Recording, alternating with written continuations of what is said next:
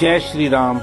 हम विकास ग्रुप रामलीला दिल्ली से हम लोग देश के अलग अलग शहरों में जैसे गुजरात, महाराष्ट्र, चंडीगढ़, हरियाणा, उत्तर प्रदेश, तेलंगाना, तमिलनाडु और कई शहरों में कई राज्यों में रामलीला का मंचन कर चुके हैं। और इस बार हम लोग श्री राम जन्मोत्सव के दिन रघुवंशी समाज द्वारा आयोजित राम जन्मोत्सव 4 में हम लोग मध्य प्रदेश की राजधानी भोपाल में, जी हाँ, आपके शहर भोपाल में आ रहे हैं रामलीला का मंचन करने 6 अप्रैल को।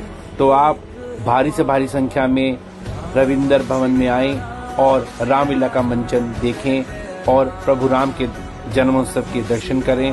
और हाँ, हमारे कलाकार कई सीरियल और कई एड फिल्म में भी आपको नजर आते हैं। तो आप ज़्यादा संख्या में आएं और राम जन्मोत्सव पर रामलीला का लाभ उठाएं। जय श्री राम।